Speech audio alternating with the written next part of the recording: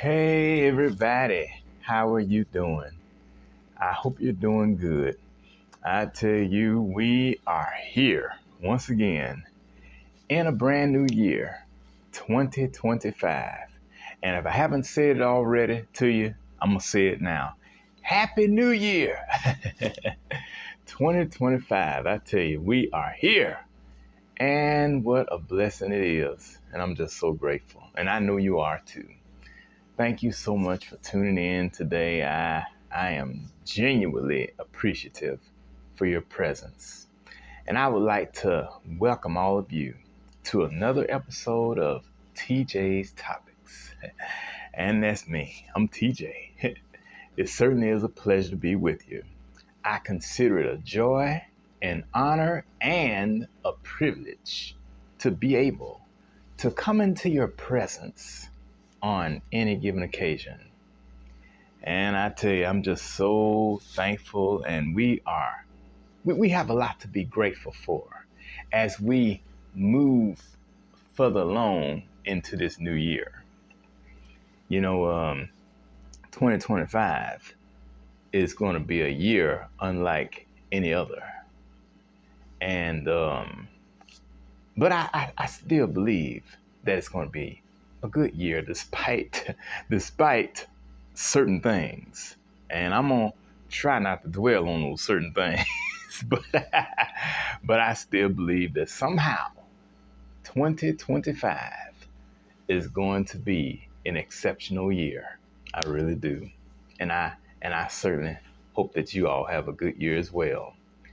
Now, I do have a little topic today that I would like to share with you in this new year, 2025.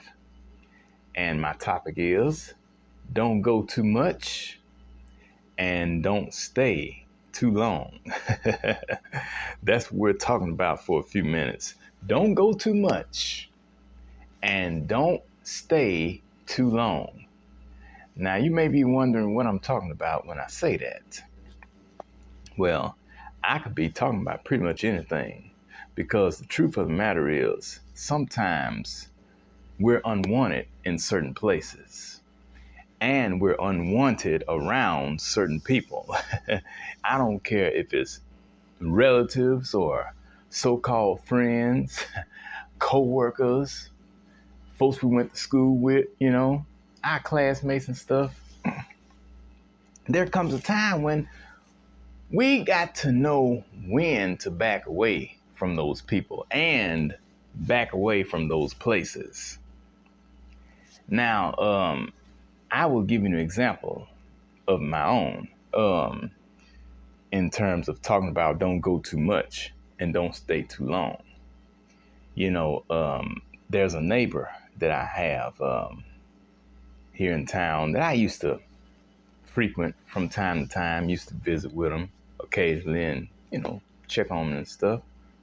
But one thing I noticed was that he was severely depressed and, he was not much of a complainer, but he did tend to, um, be down all the time. And, he had such a negative aura around him, and so I just had to back away from that, the environment in which he lived.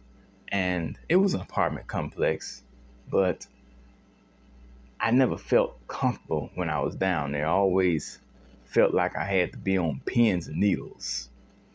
And so, to make a long story short, I just simply stopped going down there. I just pretty much cut ties with him, because I just I wasn't feeling right down there anymore.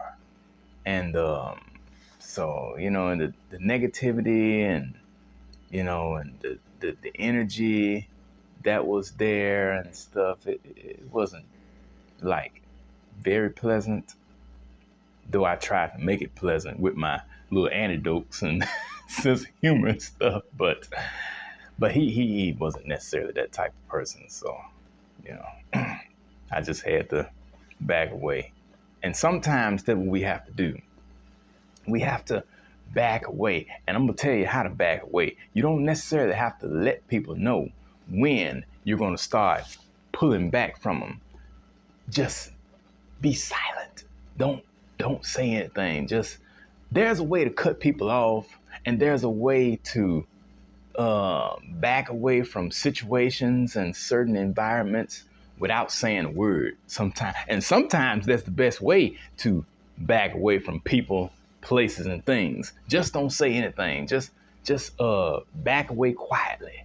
Don't say anything. Just don't call, don't text, don't email, don't write, don't do anything. Just back away, And sooner or later, they'll get the message.